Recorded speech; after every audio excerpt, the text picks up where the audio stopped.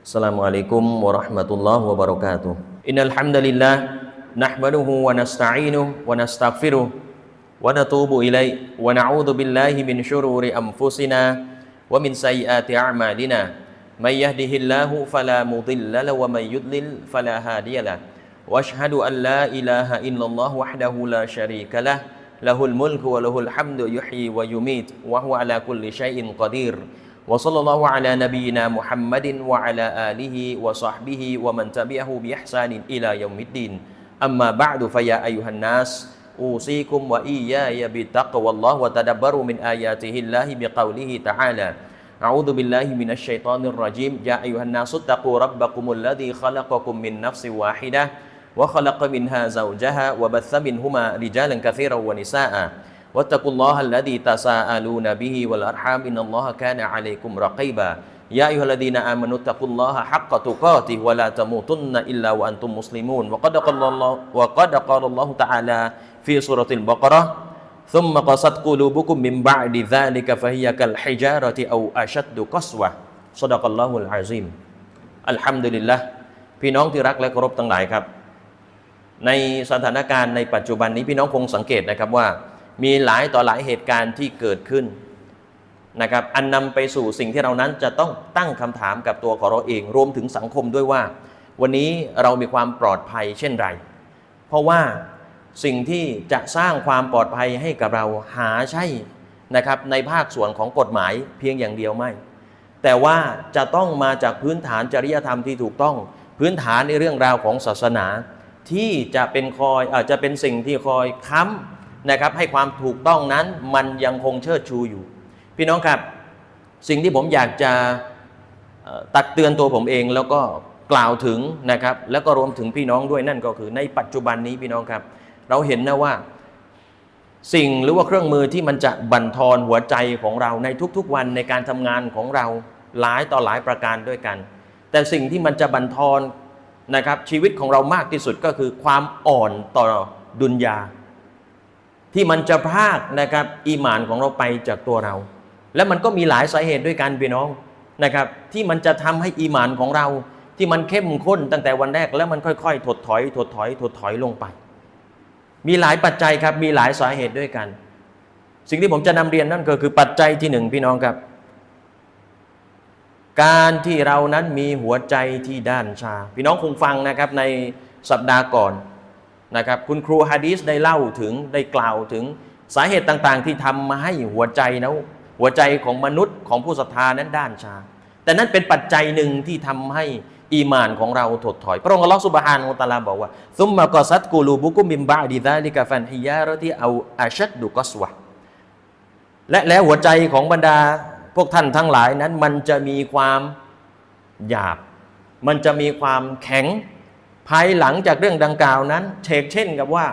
มันเหมือนจะเป็นก้อนหินก้อนหนึ่งเอาอาชัดดุกัสวะหรือว่ามันเป็นยิ่งกว่าก้อนหินที่มีความหยาบเสียอีก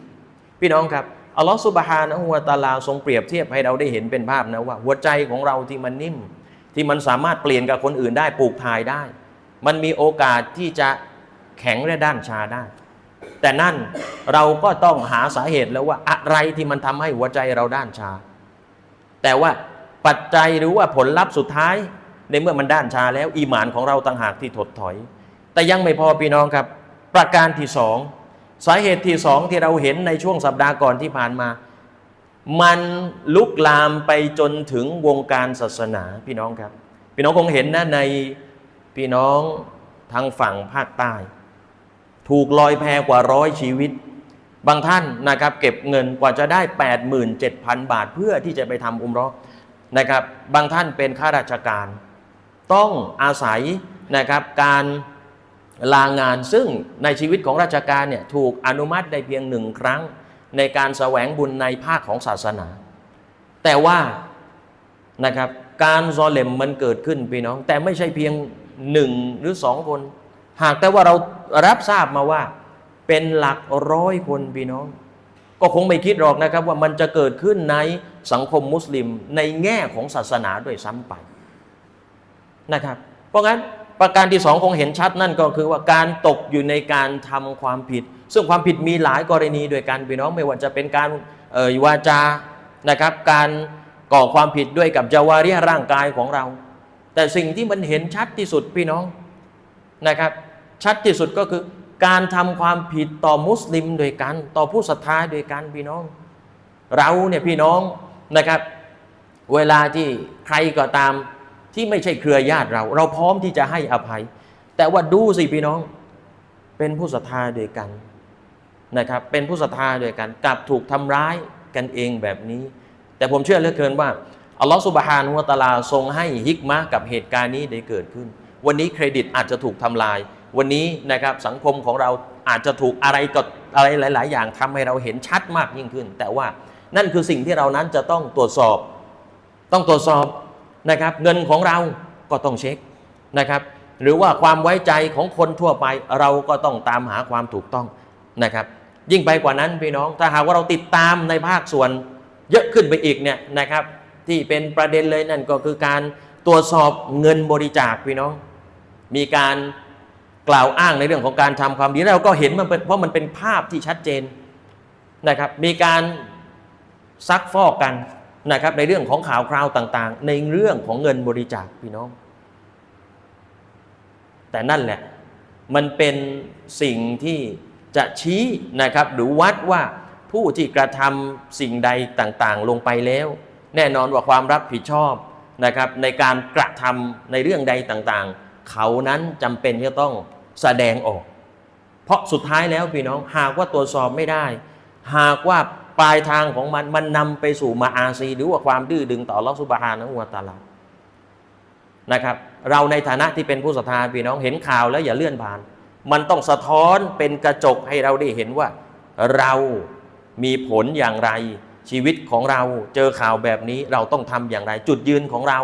จะเคลื่อนจะอยู่กับที่หรือว่าจะมั่นคงยิ่งกว่าเดิมมันขึ้นอยู่กับว่าคำตอบของพี่น้องต่อเหตุการณ์ที่อยู่ต่อหน้าเป็นเช่นไรอีกสาเหตุหนึ่งพี่น้องครับสาเหตุที่ทำให้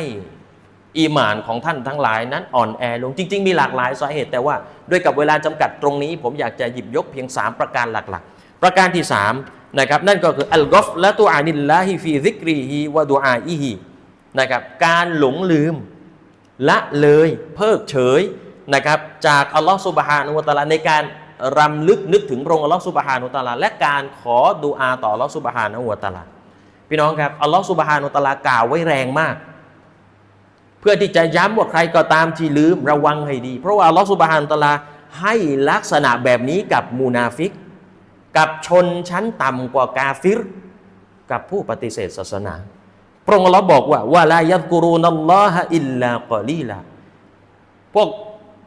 ที่ได้ชื่อว่าเป็นมุนาฟิกหรือว่ามีสมญานามีคุณลักษณะแบบนี้อัลลอฮ์บอกว่าเขาเหล่านั้นจะไม่รำลึกนึกถึงอัลลอฮ์ซุบฮานะฮูวะตะอาลาเลยเว้นเสียแต่ว่าเป็นเรื่องเล็กๆน้อยๆเท่านั้นพอเจอเหตุการณ์เอาอย่างอื่นก่อนอัลลอฮ์ไว้ทีหลังพอนึกหวนกลับมาได้ค่อยย้อนกลับไปหาอัลลอฮ์ซุบฮานะฮูวะตะอาลาพี่น้องนั่นคือมาตรฐานที่อัลลอฮฺซุบฮานะฮูวะตะอาลาทรงวางเอาไว้นะครับแต่อย่างน้อยที่สุดพี่น้องเท่าที่เราจะทำได้วันนี้เราตรวจสอบตัวเองในยามเช้าเราตื่นขึ้นมาครับเราตื่นขึ้นมาเราถูกสอนให้เราท่านรอซูล ศ็อลลัลลอฮุอะลัยฮิวะซัลลัมสอนให้เราได้ปฏิบัติให้รำลึกนึกถึงอัลลอฮฺซุบฮานะฮูวะตะอาลามีหะดีษบทหนึ่งนะครับท่านอบูฮุรอยเราะห์รอฎิยัลลอฮุอันฮุท่านได้เล่าเอาไว้นะว่าท่านรอซูล ศ็อลลัลลอฮุอะลัยฮิวะซัลลัมได้บอกเอาไว้นะว่าเวลาที่มนุษย์คนหนึ่งนอนหลับเนี่ยชัยฏอนจะผูกปมเอาไว้ถึง3ปมด้วยกันชัยฏอนเนี่ยผูกปมเอาไว้3ปมนะครับถ้าหากว่าเราไม่รำลึกนึกถึงอัลลอฮ์เลยพี่น้องปมนั้นมันจะยังอยู่รอซูลบอกว่าวิธีแก้ปมเนี่ยมีอยู่3อย่างในตอนที่เราตื่นจะนอนปานไหนก็ช่างแต่อย่างน้อยที่สุดเราต้องนอนในเวลากลางคืนทุกคนต้องนอนแต่เมื่อตื่นขึ้นมาเราทำเช่นใดรอซูลบอกว่าเมื่อท่านคนหนึ่งคนใดตื่นขึ้นมาแล้วให้เขานั้นกล่าวซิกรุลลอฮ์ดูอาต่ออัลเลาะห์กล่าวดูอาตื่นนอนพี่น้องวันนี้สาเหตุสำคัญทำไมเราต้องส่งบุตรหลานไปเรียนศาสนาในภาคฟัรดูอินเรื่องง่ายๆเพราะว่าปมมันอาจจะติดอยู่ที่ศีรษะของท่านในตอนที่ท่านนอน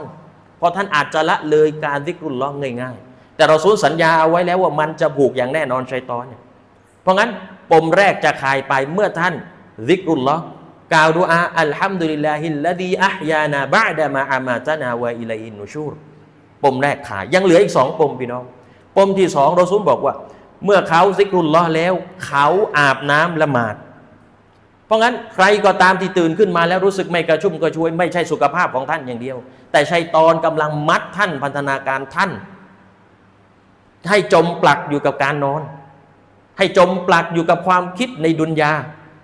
เพราะงั้นท่านจงอาบน้ำละหมาดแล้วปมที่สองจะคลายตัวลงรอซูลบอกเป็นประการที่สามนะครับบอกว่าเมื่อท่านอาบน้ำละหมาดแล้วให้ท่านละหมาดซุบฮีให้ละหมาดฟัรดูแล้วปมที่สามก็จะหลุดออกไปแล้วรอซูลก็บอกว่าบุคคลใดก็ตามที่เขากระทำเช่นนี้นาชาดเขาจะเป็นคนที่มีความกระตือรือร้นมีความนาชาดนะครับและรอซูลก็ให้มัฟฮูมมุคอลาฟะก็คือใครก็ตามที่ไม่ได้ปฏิบัติเช่นนี้เขาก็จะพบกับว่าสิ่งที่เผชิญในชีวิตของเขาในแต่ละวันมันรู้สึกว่ามันยากมันลำบากเพราะฉะนั้นผมจึงอยากจะบอกกับพี่น้องว่าเราตรวจสอบอีหม่านของเราลงลึกถึงรายละเอียดในการดำเนินชีวิตของเราตั้งแต่ตื่นนอนมีความคิดที่อันบริสุทธิ์ของพี่น้องไล่ไปจนกระทั่งตลอดทั้งวันและท้ายที่สุดพี่น้องในเมื่อเราทราบสาเหตุแล้วว่ามันมีสิ่งใดที่ทำให้พี่น้องอีหม่านถดถอยอีหม่านตกต่ำผมจึงอยากจะนำเรียนกับพี่น้องว่า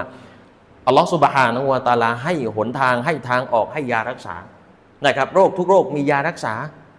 ดังที่ท่านรอซูลศ็อลลัลลอฮุอะลัยฮิวะซัลลัมแต่ว่ามันจะหายได้ด้วยกับบิอิซนิลละไม่ใช่ด้วยกับฝีมือหมอด้วยกับใครทั้งนั้นแต่ด้วยกับการอนุมัติของอัลลอฮฺซุบฮานะฮูวะตะอาลา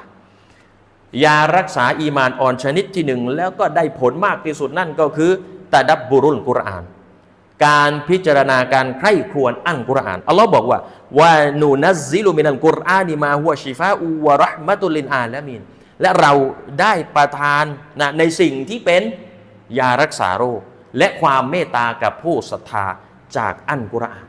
เพราะฉะนั้นวันนี้หัวใจของเราถ้าหากว่ามันด้านชาอีหม่านของเรามันถดถอยพี่น้องอ่านกุรอานถ้อยความต่างๆสำนึกในความหมายพยายามศึกษานะครับในสิ่งที่เป็นคำสั่งใช้และคำสั่งห้ามโดยละเอียดยิ่งขึ้นเราอาจจะผ่านหูมาแล้วเป็น100 ครั้งเป็นพันครั้งแต่จะมีสักครั้งไหมที่เรานึกถึงความหมายของมันประการที่สองนะครับวิธีเยียวยาอันที่สองก็คือตอลาบุลอิลมิชชรอีอัชชรอีการแสวงหาความรู้ในเรื่องราวศาสนาอัลลอฮ์บอกเช่นเดียวกันในสุราะห์อัลฟาติรพระองค์บอกว่าอินนามายักชัลลอฮมินอิบาดิฮิลอุลามะเฉพาะนะครับอุลามะหรือว่าผู้ที่มีความรู้เท่านั้นเขาจะยำเกรงต่ออัลลอฮ์ซุบฮานะฮูวะตะอาลาจากบ่าวของพระองค์เพราะงั้นใครก็ตามที่จะยำเกรงต่ออัลลอฮ์ได้ไม่ใช่เรียนวิทยาศาสตร์อย่างเดียวแต่ต้องเข้าใจเรื่องศาสนา